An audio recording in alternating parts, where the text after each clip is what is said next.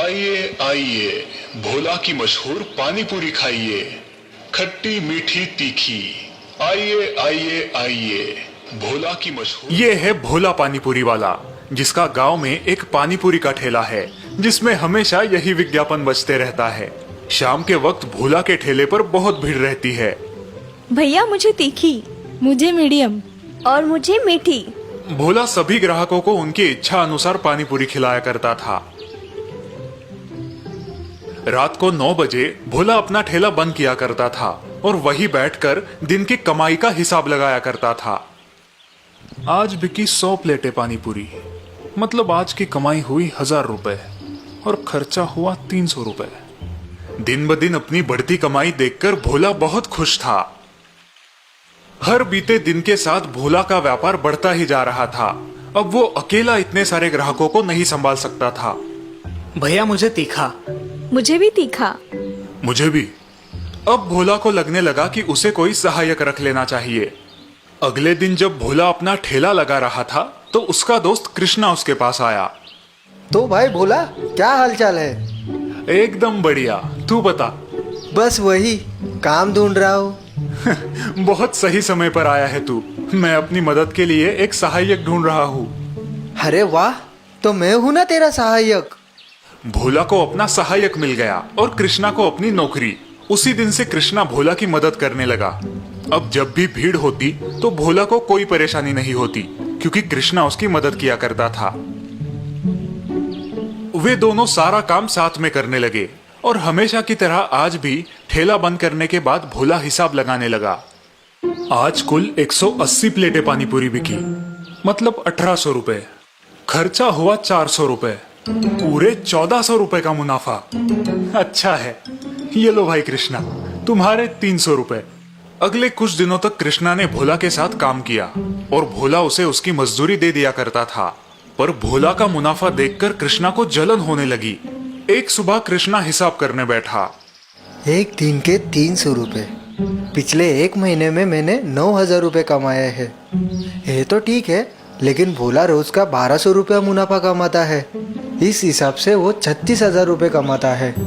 बाप रे, ये तो बहुत ही ज्यादा है। कृष्णा सोचने लगा कि कैसे वो भी भोला की तरह ज्यादा पैसे कमाए। अगर मैं भी पानी पूरी का ठेला लगाऊं तो? और बस तब से कृष्णा भोला के पीछे लग गया। भाई, ये ठेला लगाने में तो बहुत ज्यादा पैसे लगे होंगे ना? तुमने इतने सारे पैसे कहाँ से लाए? ज्यादा नहीं, बस 3000 लगे थे और उसके लिए मैंने अपनी माँ के कंगन गिरवी रखे थे। भोला कृष्णा को अपना दोस्त समझकर सब कुछ बताता रहा। अगले दिन, भाई मैं सोच रहा हूँ अगर तुम मुझे सामान कहाँ मिलता है ये बता देते तो रोज मैं सामान ले आता, तुम्हारा भार कम हो जाता। हाँ क्यों नहीं कृष्णा। भोला को कृष्णा पर पूरा विश्वास था। भोला उसे अपने साथ बाजार ले गया और उसे सब दुकानें बताई जहां से वो सामान खरीदता था। कुछ दिन बाद, अब मुझे हर चीज पता है और मेरे पास पैसे भी है। यही सही समय है अपना ठेला डालने का। और अगले दिन भोला के बगल में एक और पानी पूरी की गाड़ी खुली। कृष्णा की मजेदार पानी पूरी, आइए चखिए, नए जमाने की नई पानी पूरी। कृष्णा का ठेला देखकर भोला दंग रह गया। तूने मेरे साथ धोखा किया? मैंने कोई धोखा नहीं किया, ये दुनिया का दस्तूर है। चेला कभी ना कभी गुरु पर भारी पड़ता ही है। मैं ही मूर्ख था जो तुझे अपना दोस्त समझ बैठा था। अब गांव में एक साथ 2-2 विज्ञापन सुनाई देने लगे। आइए आइए, भोला की मशहूर पानी पूरी खाइए, खट्टी मीठी तीखी। आइए आइए आइए, कृष्णा की मजेदार पानी पूरी, आइए चखिए, नए जमाने की नई पानी पूरी। और इस वजह से भोला के ग्राहक भी कम हो गए। उसके आधे ग्राहक कृष्णा के ठेले पर जाने लगे। मुझे तीखी चाहिए। इतनी बस या और तीखी? और बेचारा भोला ऐसी परिस्थिति में था कि वो कुछ नहीं कर सकता था, क्योंकि भोला ने खुद आस्तीन में सांप पाला था।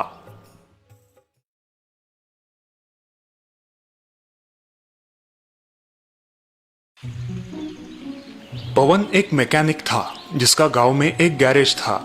गांव के सभी लोग पवन के पास ही गाड़ियां बनाने आते थे। पवन पढ़ा लिखा नहीं था। बेटा मनीष, स्कूल जाओ, स्कूल का समय हो गया है। पवन अक्सर अपने बेटे मनीष को स्कूल जाने और पढ़ने लिखने के लिए कहा करता था, लेकिन मनीष पढ़ाई लिखाई में कमजोर था। मनीष, बोलो 4 पंचे कितना? वो मास्टर जी 16। वाह, 4 पंचे 16, बहुत अच्छे। अब हाथ आगे करो। मास्टर जी मनीष को छड़ी से मारा करते थे। अक्सर मनीष सालाना परीक्षा में फेल हो जाता था और फिर पवन उसे बैठकर समझाता था। बेटा देखो, मैं तो पढ़ नहीं पाया क्योंकि मेरे घर की हालत खराब थी, लेकिन मैं चाहता हूँ कि तुम पढ़ो लिखो, बहुत बड़े आदमी बनो और अपनी खुद की आलीशान गाड़ी में घूमो। पापा मैं बहुत मेहनत करता हूँ, लेकिन मुझसे नहीं हो पाता। बेटा और मेहनत करो। साल बीते और मनीष उसी तरह परीक्षा में फेल होता गया। अब पवन ने मनीष से उम्मीद ही छोड़ दी थी कि वो कभी पढ़ पाएगा। बेटा मनीष, कल से गैरेज आया करो, कम से कम कुछ काम तो सीख लो। और अगले दिन से पवन अपने बेटे मनीष को गाड़ियां बनाना सिखाने लगा। मनीष को भी गाड़ियां बनाने का काम बहुत पसंद था। कुछ वर्ष बाद मनीष पवन से भी होशियार मैकेनिक बन गया और पवन बुढ़ापे के कारण बीमार हो गया। मेरी बड़ी ख्वाहिश थी कि तुम पढ़ो लिखो, बहुत बड़े इंसान बनो और अपनी खुद की आलीशान गाड़ी में घूमो। अब मैं पढ़ नहीं पाया तो क्या करे, लेकिन गाड़ी में जरूर घुमाऊंगा आपको, और वो भी खुद की गाड़ी में। उस दिन मनीष ने ठान लिया कि वो अपने पापा की इच्छा पूरी करेगा और खुद ही अपने लिए एक कार बनाएगा। उसने पूरी लगन के साथ अपना काम शुरू किया। लगभग 2 साल बाद मनीष की मेहनत रंग लाई और उसने खुद के लिए एक शानदार कार बनाई। देखो पापा, मैंने कहा था ना कि मैं आपको अपनी खुद की बनाई हुई कार में घुमाऊंगा। मुझे तुम पर बहुत गर्व है बेटा। चलो, तुम्हारी इस नई कार का उद्घाटन हम देवी माँ के दर्शन से करते हैं। दोनों बाप बेटे अपने लंबे सफर पर निकल पड़े। कई किलोमीटर चलने के बाद पवन के मन में एक ख्याल आया। अरे बेटा मनीष, कार में पर्याप्त डीजल तो है ना? हम काफी दूर आ चुके हैं, डीजल खत्म ना हो जाए। अरे पापा, उसकी कोई जरूरत नहीं। ऐसे कैसे? भला बिना तेल के कोई कार कैसे चलेगी? हाँ पापा, चल सकती है, ये बिल्कुल मुमकिन है। बेटा, मेरे इतने साल का तजुर्बा कहता है कि बिना तेल के कोई कार कभी नहीं चलेगी। पापा, आपको मेरी बात पे यकीन नहीं हो रहा ना? रुकिए, आपको अभी यकीन दिलाता हूँ। ऐसा कहकर मनीष ने तुरंत कार रोक दी। वे दोनों कार से बाहर आए। पवन कार की जांच करने लगा। तभी उसने पाया कि कार में ईंधन के लिए कोई टैंक मौजूद ही नहीं है। अरे, ये कैसे संभव है? इस कार में तो तेल की टंकी ही नहीं है। क्यों पापा, कहा था ना मैंने, इस कार में तेल की कोई जरूरत नहीं। ये कार सौर ऊर्जा से चलती है। ये बात सुनकर पवन हैरान रह जाता है। उसकी आंखों में खुशी के आंसू आते हैं। मनीष का पूरा बचपन उसकी आंखों के सामने आ जाता है। मुझे माफ कर दो बेटा, मैं गलत था। तुमने एक ऐसा आविष्कार किया है जो आज तक कोई पढ़ा लिखा नहीं कर सका।